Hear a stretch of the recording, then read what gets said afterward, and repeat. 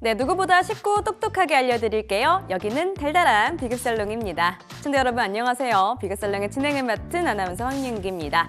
드디어 또 한번 돌아온 신나는 금요일이고요. 오늘도 다양한 보험 비급 많이 알려드릴게요.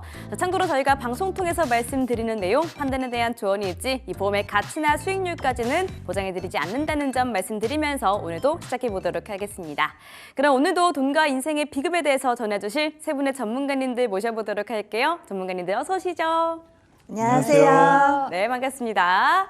자, 그럼 오늘의 첫 번째 비급 바로 공개해 주시죠.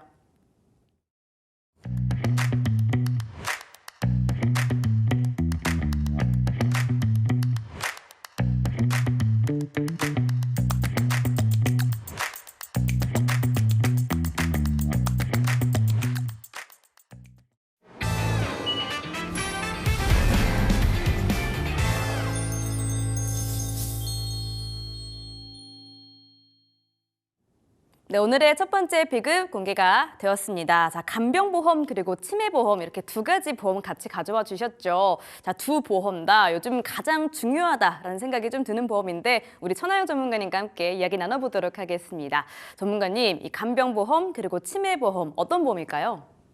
네, 암보험이나 종신보험 이런 보험들은 많이들 들어보셨을 거예요. 삶을 살아가다 보면 뜻하지 않게 자신이나 가족 누군가에게 병간호가 필요한 순간이 올 수 있는데요.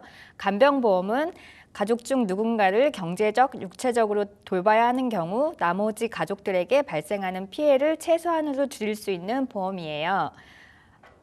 네. 간병보험을 통해 의료비와 관련된 경제적 부담을 크게 줄일 수 있는데요. 한마디로 어려운 시기를 현명하게 대처할 수 있습니다. 맞습니다. 어려운 시기를 대처할 수 있다. 자, 그럼 간병보험과 치매보험 어떤 부분부터 짚어보면 좋을까요? 네, 먼저 간병보험 먼저 짚어보도록 하겠습니다. 네. 네.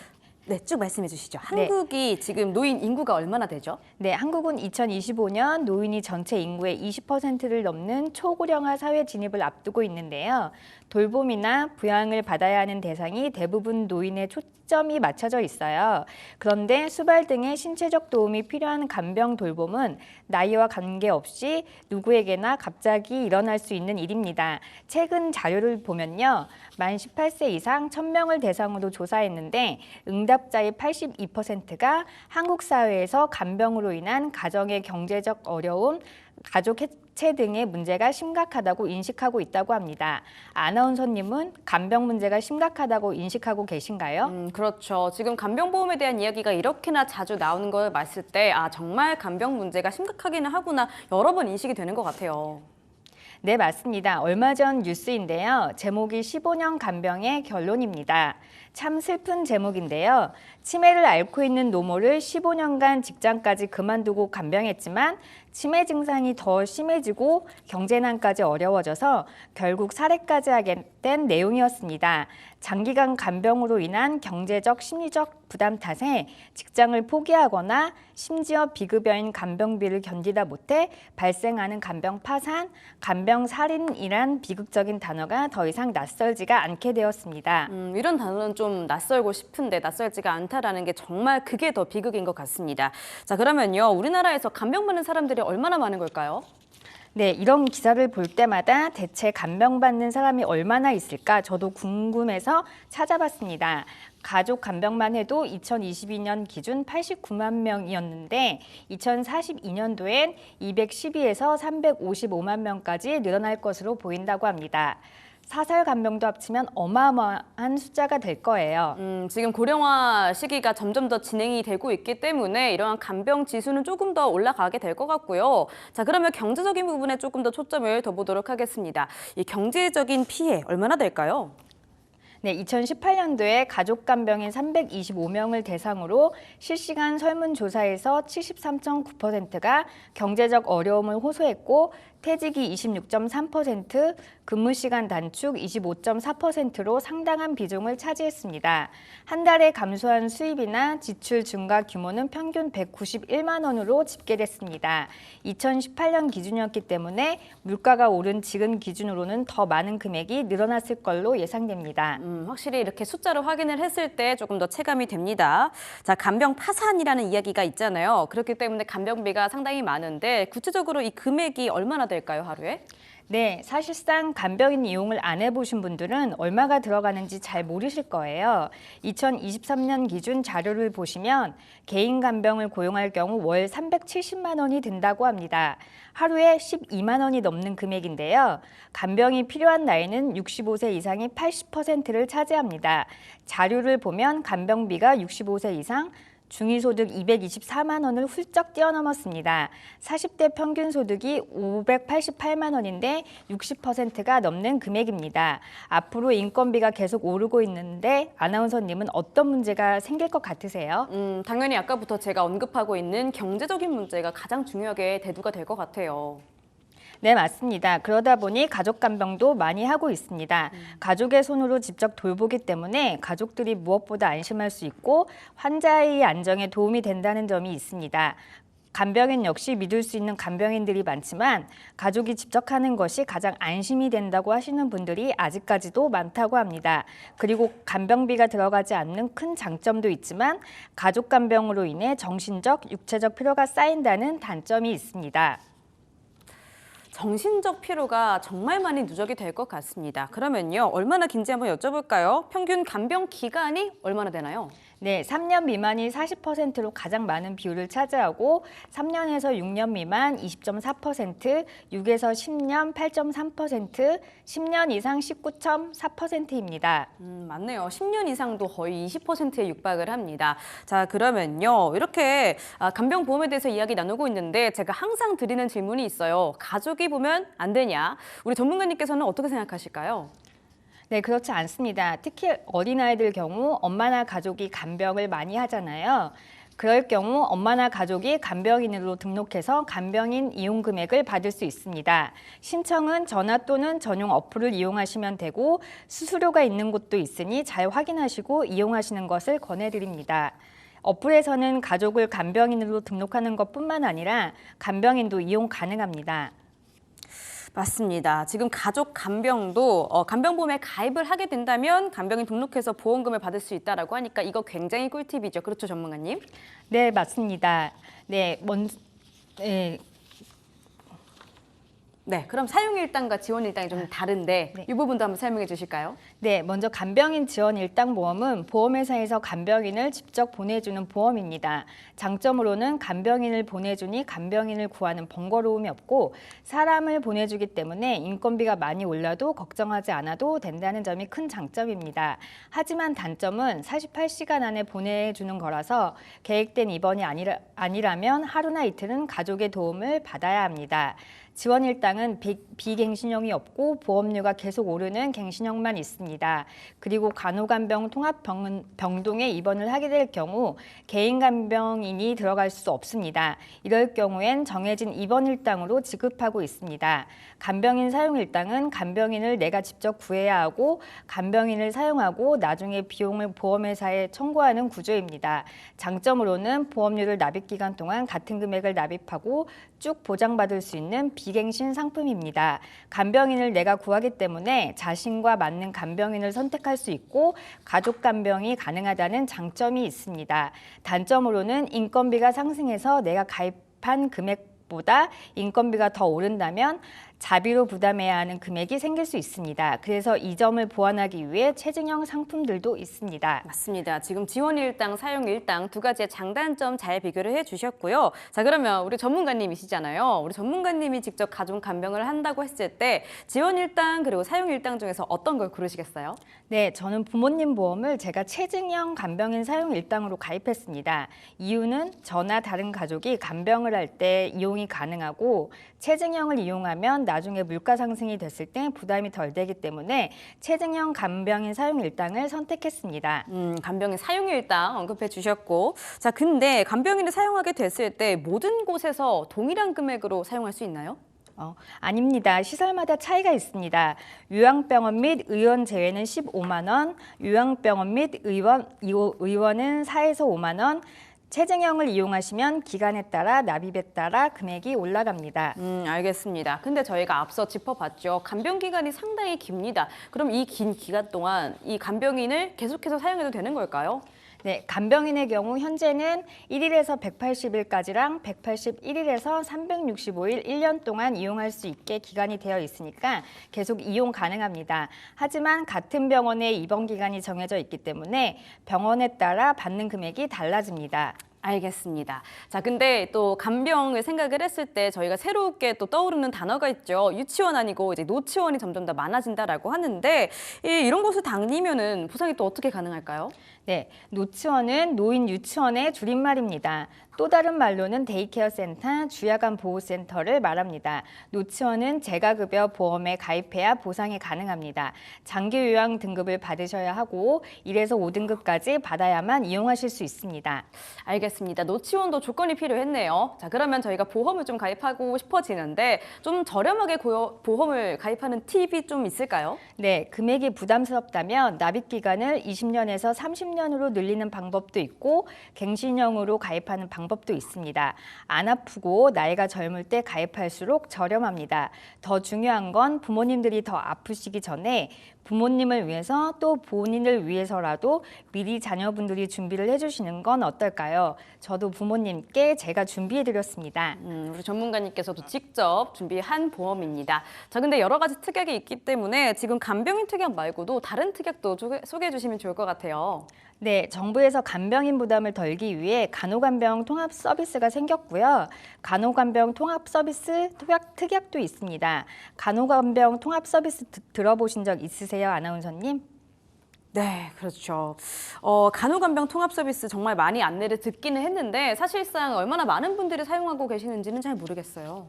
네, 맞습니다. 얼마나 많은 분들이 이용을 하는지 자료를 통해 알려드리겠습니다. 네. 이 자료는 국민건강보험공단 자료입니다. 우리나라 간호간병 통합서비스 22년도 기준 자료인데요. 149만 7,172명 엄청난 숫자죠. 24년도엔 더 많은 분들이 이용했을 거라 생각됩니다. 간호간병 통합서비스는 실비 가입 여부에 따라 가입 금액이 달라집니다. 맞습니다. 간호간병 통합 서비스 또 한번 말씀해 주셨고요. 자, 이거 아무 병원이나 누구나 이용 가능한 걸까요? 네, 간호간병 통합 서비스는 전국 200여 개의 병원에서 운영되고 병원은 보건복지부 홈페이지 또는 병원 홈페이지 건강인 어플에서도 확인 가능합니다. 해당 기관에 서비스 신청서를 작성하고 서류 심사 후 서비스 이용 가능 여부를 확인합니다. 병원은 앞으로도 더 늘어날 예정입니다. 그래도 병원이 앞으로 계속 늘어난다라고 합니다. 자, 간호간병 통합 서비스 너무 좋은 것 같은데 이용을 못하는 경우들은 또 어떤 것들이 있을까요? 네, 신체 상태에 따라 제한이 있고 어느 정도 거동이 가능해야 이용 가능합니다. 맞습니다. 거동 가능한지 안 가능한지 이거 항상 저희가 체크를 하고 있죠. 알겠습니다. 자, 그러면 다른 이야기는 또 없을까요? 네, 맞습니다. 간병인 사용 일당, 간병인 지원 일당, 간호간병 통합 서비스 모두 나이가 들어서만 필요한 게 아닙니다. 아이부터 어르신까지 연령대 상관없이 질병상해로 누구에게나 일어날 수 있습니다. 제가 알려드린 부분 잘 생각하셔서 든든하게 간병보험 준비하시기를 바라겠습니다. 알겠습니다. 지금까지 간병보험 말씀해 주셨는데 자, 오늘의 주제가 간병보험 말고도 치매보험도 있었죠. 이 치매보험에 대해서도 한번 알려주시죠.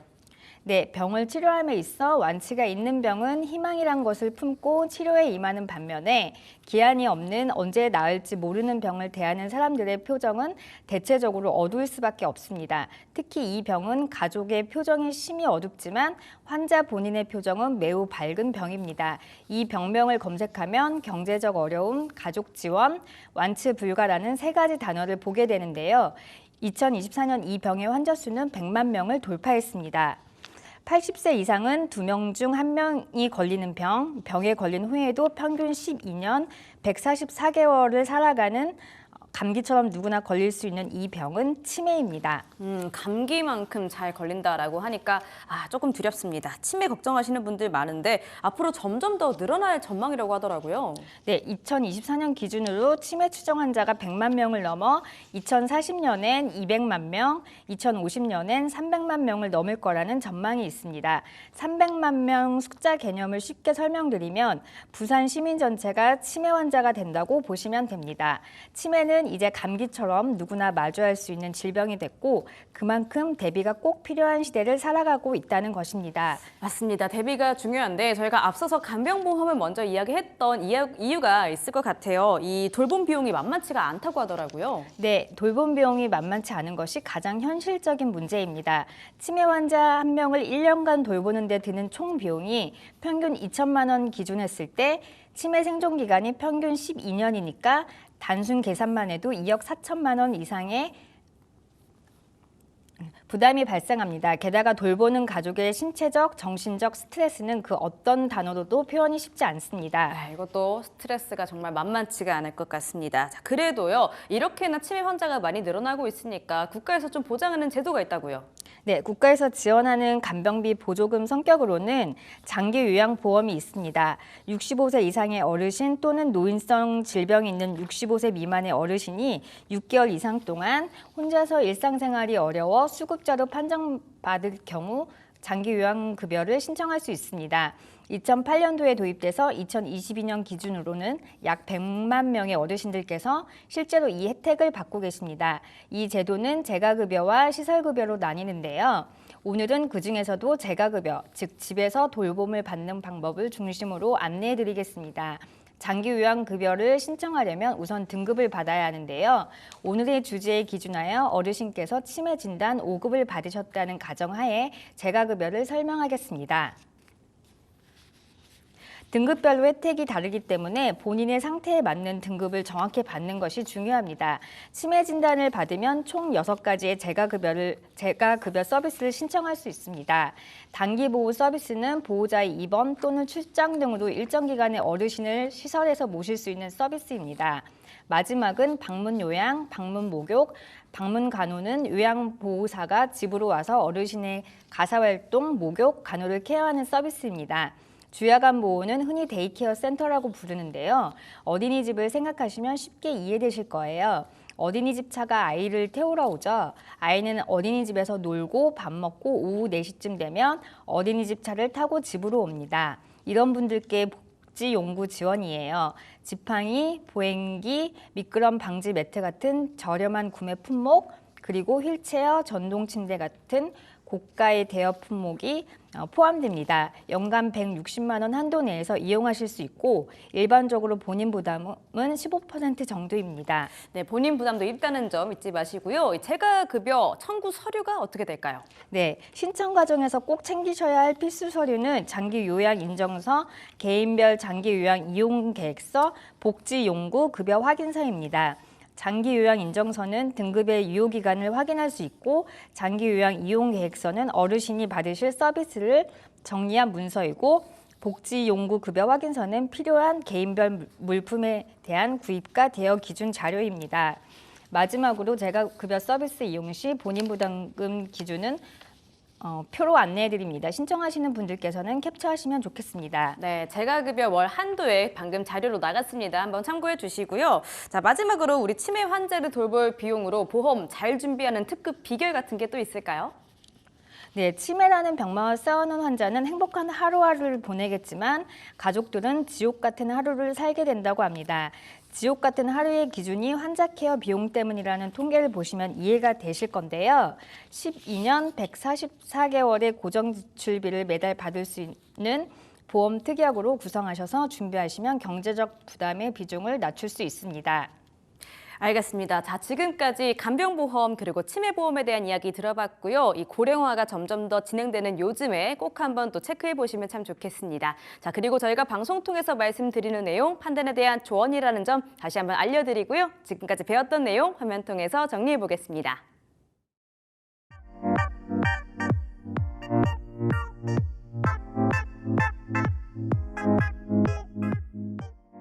네, 이렇게 이렇게 치매 간병보험 알아봤고요. 이제 두 번째 비급도 바로 보여주시죠.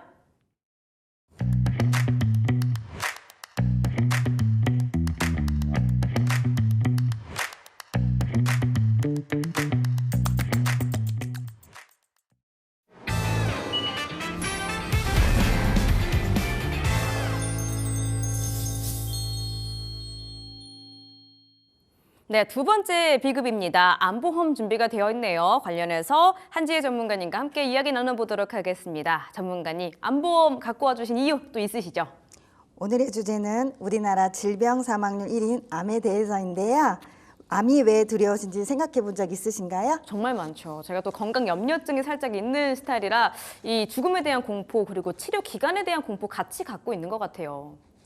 네, 아주 정확하십니다. 암이 두려운 건 사망률 그 자체보다 초기 진단부터 수술 치료에 있어서 많은 금전적인 부담을 필요로 하기 때문에, 그리고 암이라는 질환 자체가 재발과 전이를 반복하기 때문에 완치가 어렵다는 점에서 두려운 질환이라고 할 수 있겠습니다. 네, 맞습니다. 많이들 두려워하고 계시는데 그래도 이 암 치료가 최근에 또 새로운 치료들이 많이 나오면서 많이 바뀌어가고 있다고 하더라고요. 이 최근 방향에 대해서 한번 짚어주시죠. 네, 요즘은 쉽게 표현하자면 암 진단금의 시대는 지나갔다라고 말할 수 있을 것 같습니다.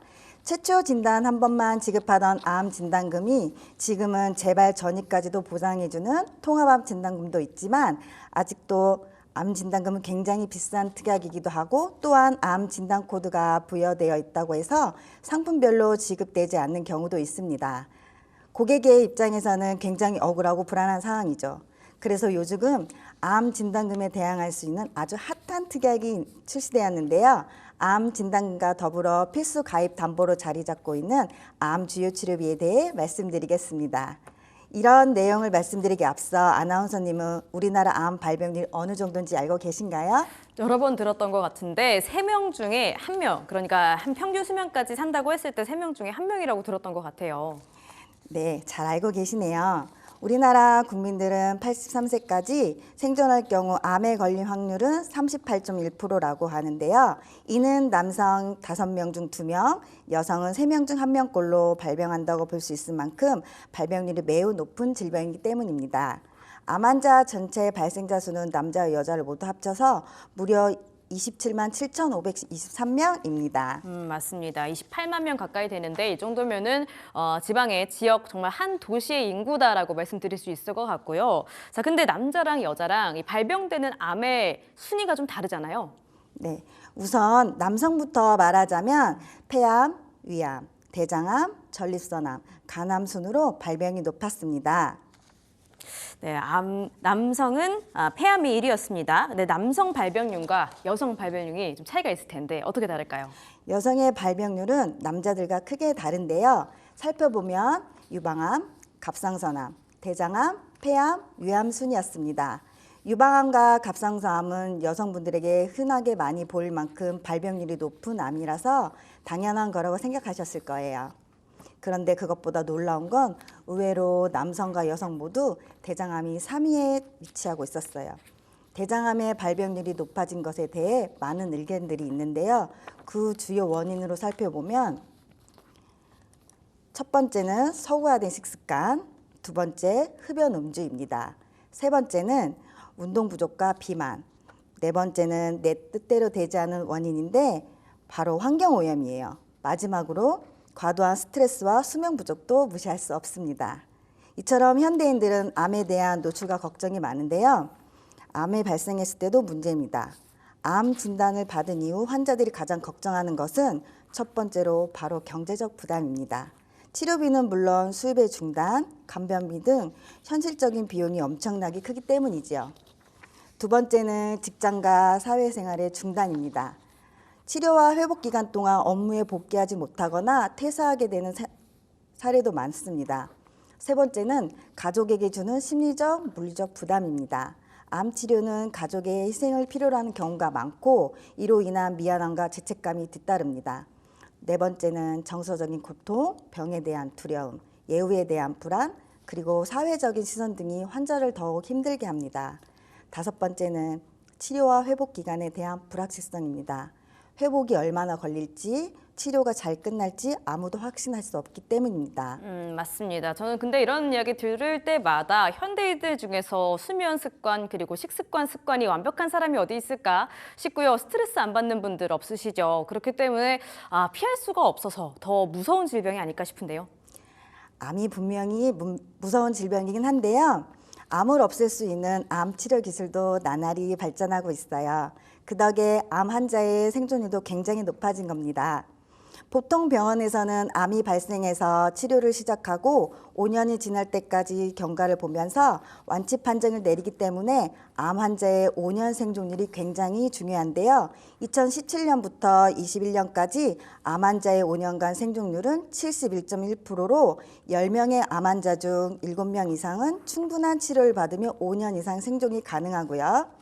남성의 생존율은 62.1%인데 여성의 생존율은 78.2%로 여성의 생존율이 남성보다 무려 12%나 높았습니다. 여성의 생존율이 왜 12%나 높은지 잘 모르겠네요. 이 부분 좀 궁금하고요. 자, 그래도 이 생존율이 생각보다도 더 높습니다. 우리나라의 건강보험과 의료기술의 발전 덕분인데요. 건강보험공단에서 국민들에게 암 검진을 무료로 해주고 검진의 기술 발달로 조기암 진단율이 높아지면서 이제는 암에 걸려도 사망하지 않고 관리하면서 오래 살 수 있다는 인식이 많아졌어요. 그래서 이제는 고가의 암 치료를 받을 수 있게 암 치료비를 제대로 준비하는 시대가 온 거예요. 맞습니다. 암 치료비 제대로 준비를 해 두셔야겠죠. 자, 근데 이렇게 암 환자가 많다 보니까 국가에서 또 준비하고 있는 제도가 있잖아요. 산전특례 제도인데 이 제도가 있어서 개인적인 부담은 좀 많이 줄어들지 않았을까 싶거든요.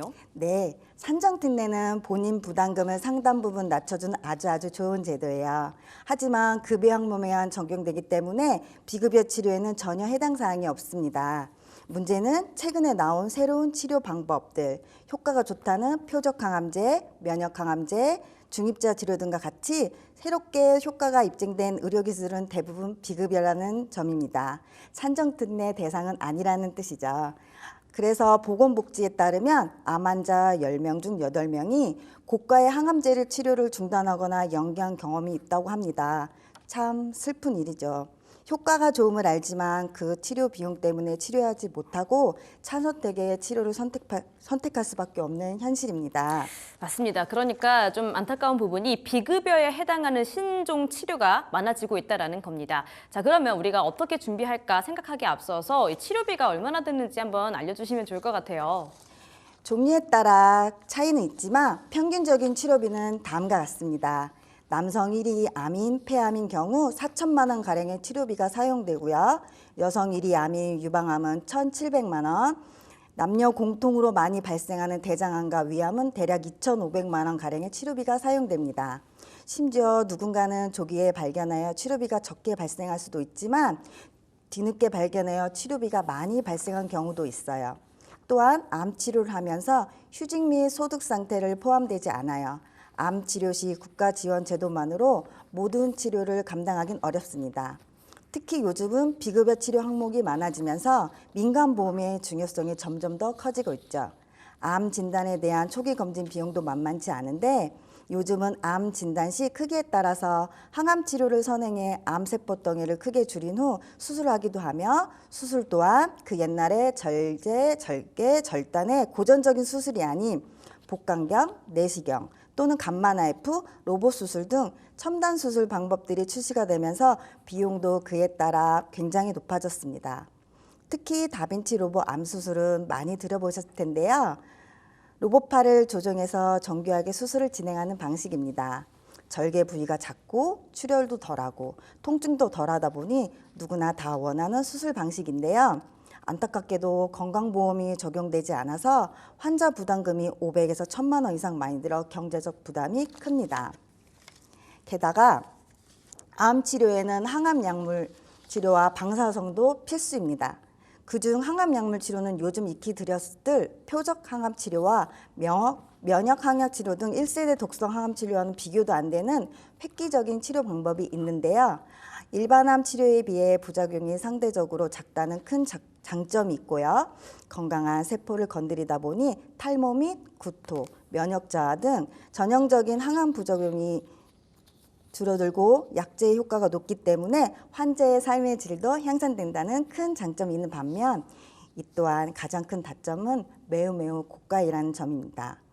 표적 항암제당 1회 치료에 수백만 원에서 1,000만 원 이상 들 수도 있습니다. 그리고 꿈의 암 치료라고 불리는 중입자 치료에 대한 얘기는 들어보셨을 겁니다. 맞습니다. 중입자 치료, 제가 가장 관심을 갖고 있는 치료인데 우리 전문가님께서 설명해 주시는 중입자 치료는 어떤 건지 한번 들어보고 싶네요. 중입자 암 치료에 대해 설명 드릴게요.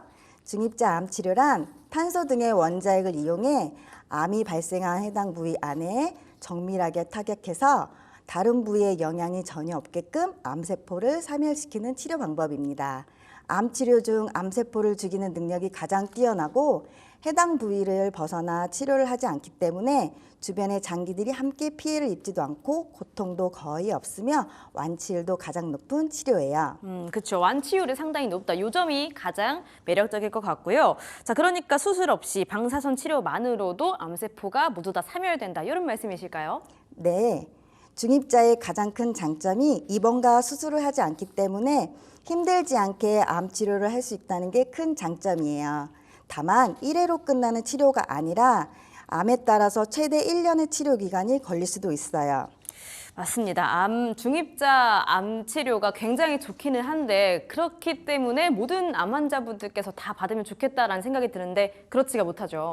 맞아요. 다만 아직까지는 폐암, 전립선암, 유방암, 췌장암과 같이 일부 암에만 적용되고 있는데요. 차차 모든 암으로 확대되는 중이고요. 전립선 암 같은 경우 첫 치료를 받을 때까지 무려 2년이나 걸린 만큼 치료를 원하는 대기자분들이 많습니다. 암 환자 환우들 같은 경우에 기간이 또 상당히 중요할 텐데 2년이나 걸린다라는 게 좀 많이 마음에 걸릴 것 같습니다. 자, 근데 중입자 치료에 병원비가 또 상당하다고 들었거든요. 중입자 치료는 누구나 완치가 가능하지만 누구나 받을 수는 없어요. 바로 치료비가 어마어마하기 때문입니다. 이미 방송 뉴스에도 여러 차례 나왔지만 평균 치료비가 7천, 8천만 원에 달하는 고가의 치료예요. 7, 8천만 원에 달하는데 그래도 2년이 걸려도 받겠다 하시는 분들이 훨씬 많잖아요. 맞아요. 7천만 원, 8천만 원이란 돈은 정말 큰 돈입니다. 우리 같은 서민들에게 7천만 원은 상상할 수도 없을 만큼 큰 돈이죠. 하지만 만약 내 목숨을 7천만 원으로 살 수 있다면 그래도 터무니없이 큰 돈으로 느껴질까요? 어떻게 해서든 7천만 원이라는 돈을 마련해서 삶을 더 살 거예요. 그래서 이런 필요성을 느낀 보험회사에서 큰 암 치료비를 쉽게 준비할 수 있는 보험 상품을 출시했죠. 네, 암 치료비 보험 상품 이야기 나왔습니다. 어떤 상품인지 말씀해 주시죠. 이제는 암 치료를 두 가지 방향으로 보셔야 합니다.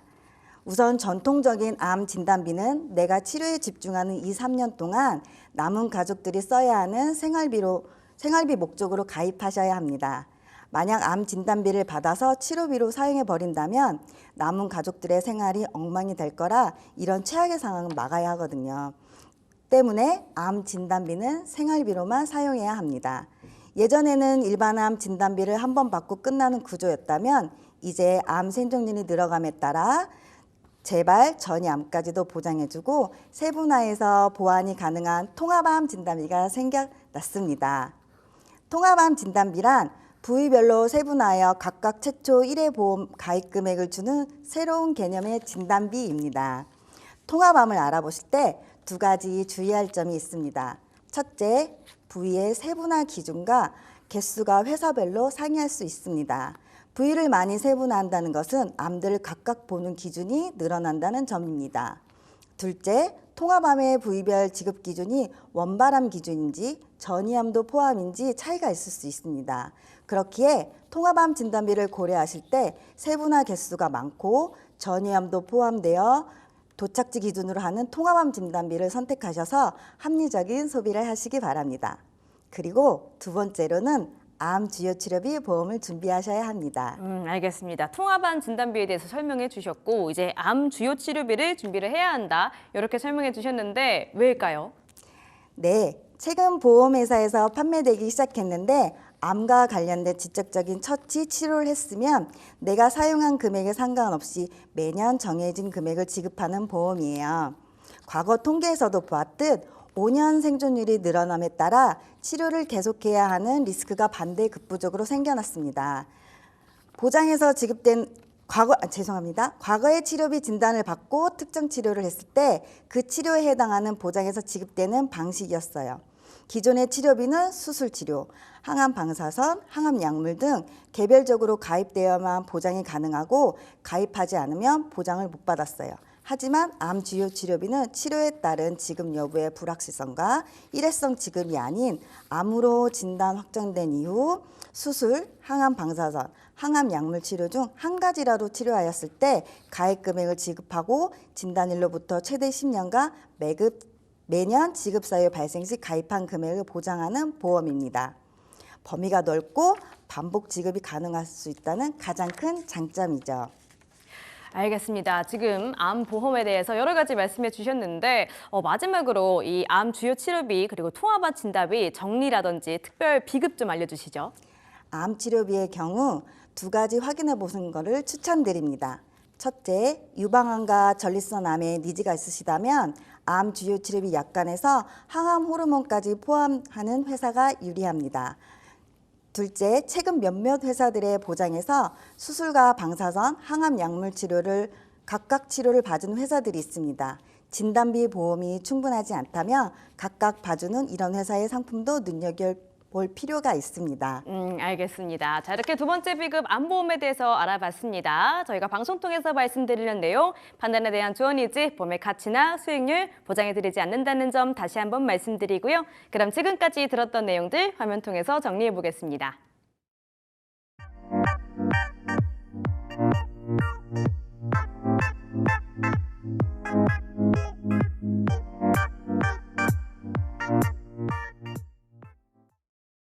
네, 두 번째 비급 암보험 알아봤고요. 이제 세 번째 비급도 바로 공개해 주시죠.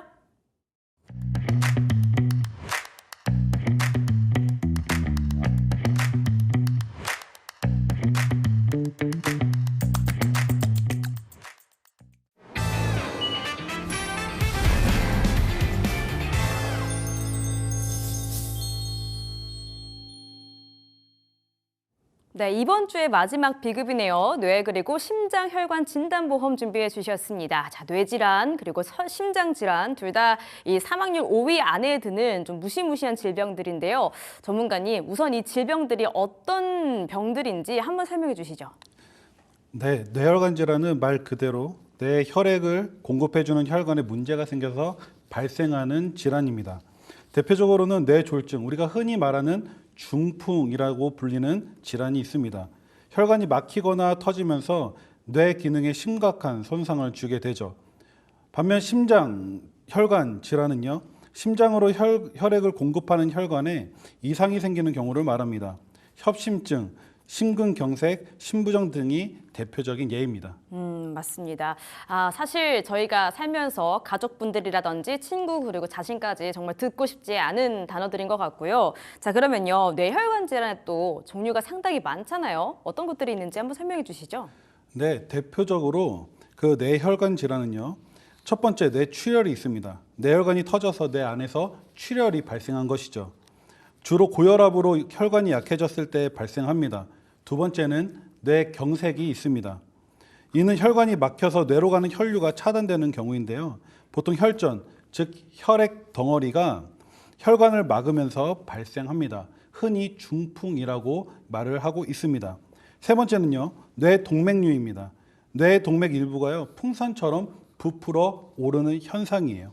혈관벽이 약해지면서 대부분 별다른 증상 없이 우연히 발견되는 경우들이 많이 있습니다.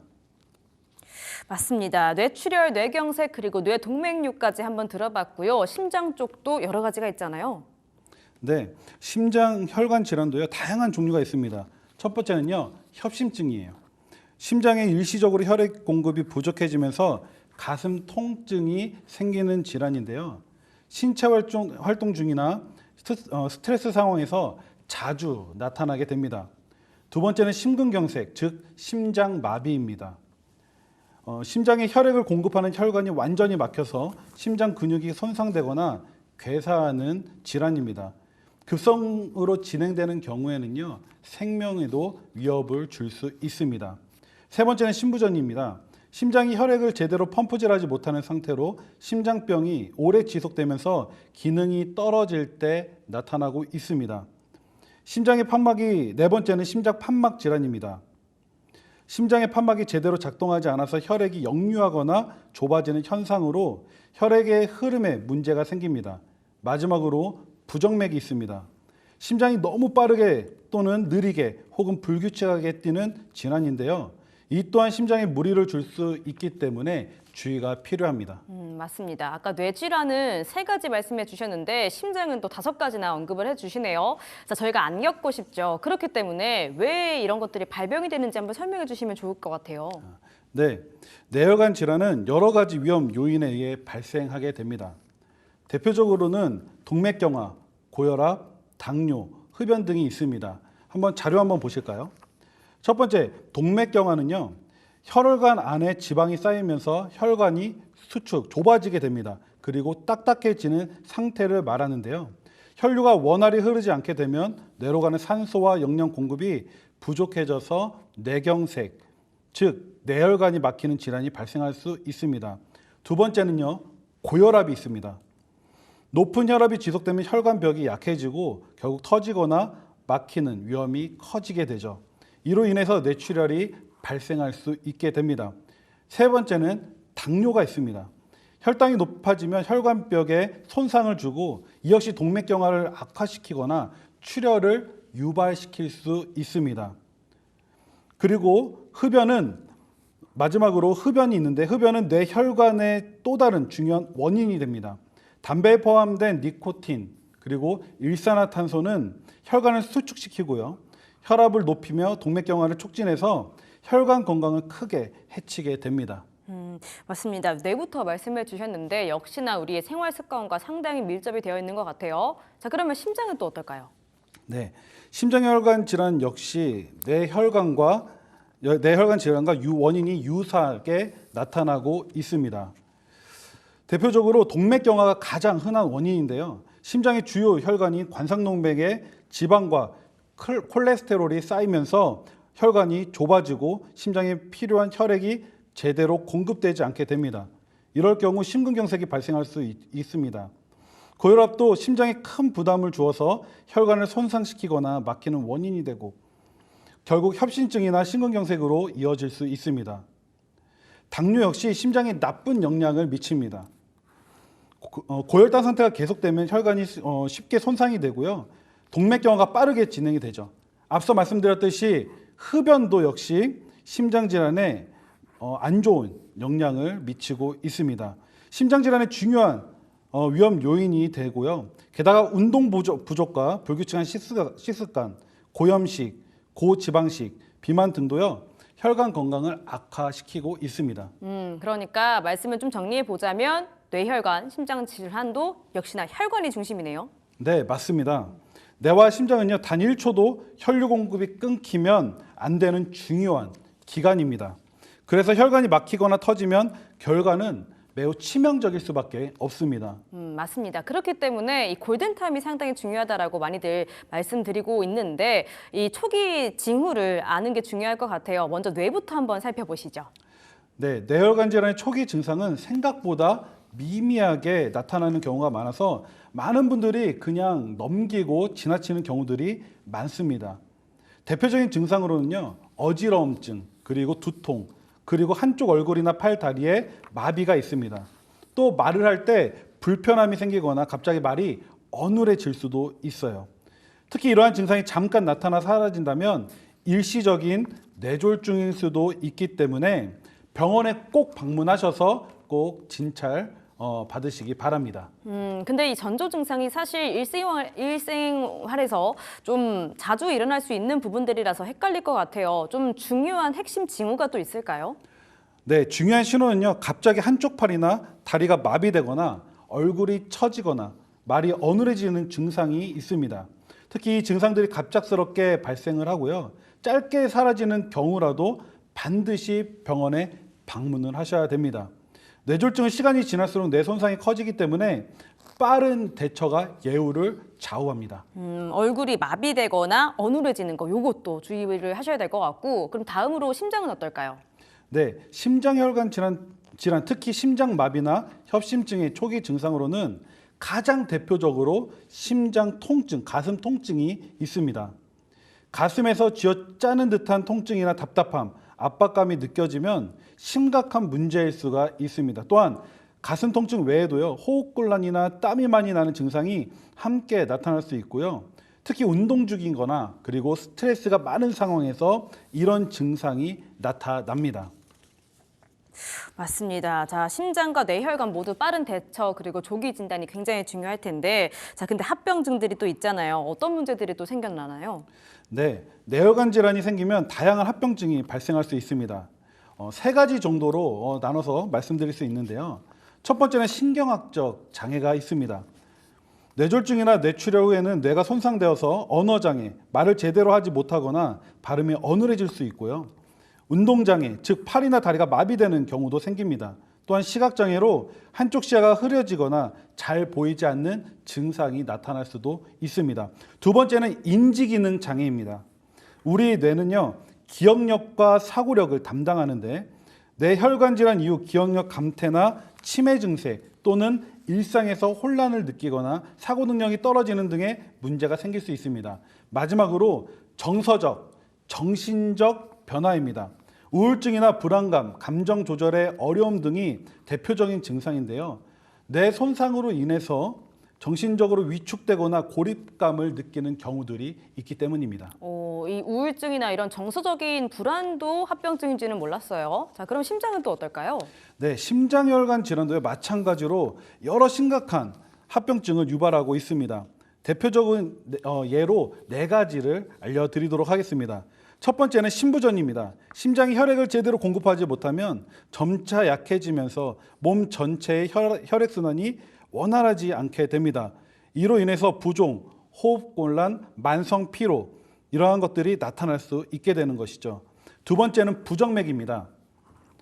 심장이 너무 빠르거나 느리게 혹은 불규칙하게 뛰면서 심한 경우는요, 실신, 심장마비로 이어질 수도 있습니다. 세 번째는 혈전증과 뇌졸중입니다. 심장에 생긴 혈전이 뇌로 이동하면 뇌졸중이 발생할 수 있는데요. 이때도 마비, 언어 장애, 이러한 심각한 후유증이 남을 수가 있습니다. 마지막으로 심장 판막 질환이 있습니다.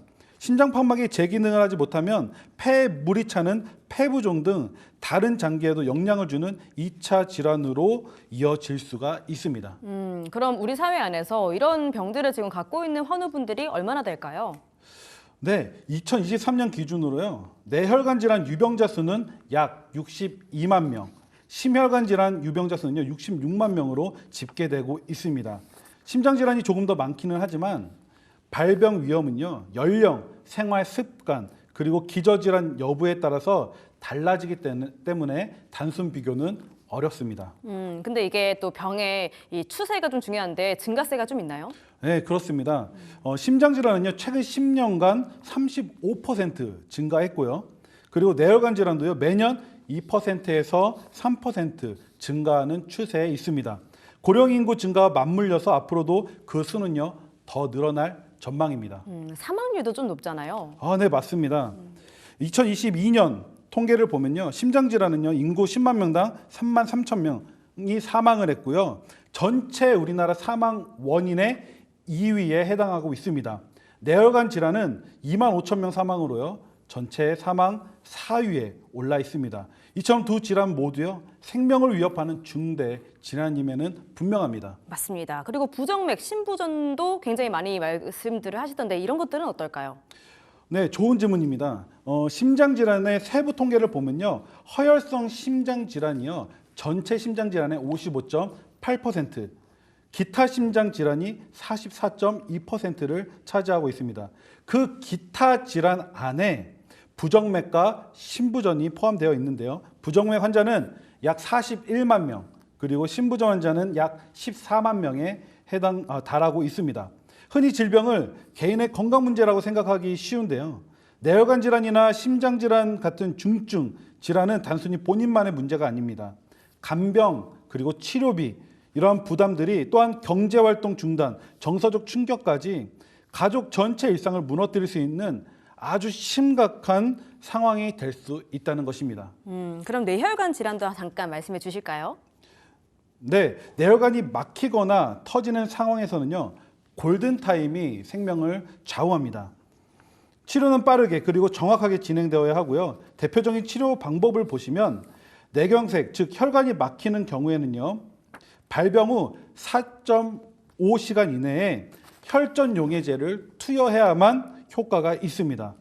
또한 혈전 제거술이 있는데요. 대퇴동맥을 통해서 카테터를 삽입하고요. 혈전을 직접 제거하는 시술입니다. 둘째, 뇌출혈, 즉 혈관이 터지는 경우에는요. 출혈을 제거하는 수술이 필요가 있고요. 뇌압을 낮추거나 혈압을 조절하는 내과적 치료가 병행되기도 합니다. 알겠습니다. 자, 그러면요. 저희 이러한 무시무시한 병들 보험으로 어떻게 대비하면 좋을지 마지막으로 한번 말씀해 주시죠. 네, 보험으로 할 때에는요. 우선 진단비와 그리고 수술비 그리고 치료비가 있습니다. 네. 진단비는 우리가 흔히 말하는 우리가 진단을 받았을 때 정액으로 나오는 것이 진단비고요. 그쵸. 그리고 수술비는 우리가 실제적인 치료가 있을 때 수술비를 받을 수가 있습니다. 근데 요즘에 가장 핫한 보험이 있는데요. 네. 그게 바로 2대 주요 치료비라고 해서 네. 뇌혈관과 심혈관 질환 관련해서 치료를 받았을 때 주는 이런 치료비가 있다는 것입니다. 알겠습니다. 자, 보험에 대해서도 이렇게 간략하게 말씀 주셨고요. 자, 무시무시한 뇌 그리고 심장혈관 진단보험 꼭꼭 체크해서 전문가님과 상담해 보시고요. 가입해 두시면 참 좋을 것 같습니다. 자, 그리고 저희가 방송 통해서 말씀드리는 내용 투자 판단에 대한 조언이라는 점 다시 한번 알려드리고요. 그럼 지금까지 배웠던 내용 화면 통해서 정리해 보겠습니다.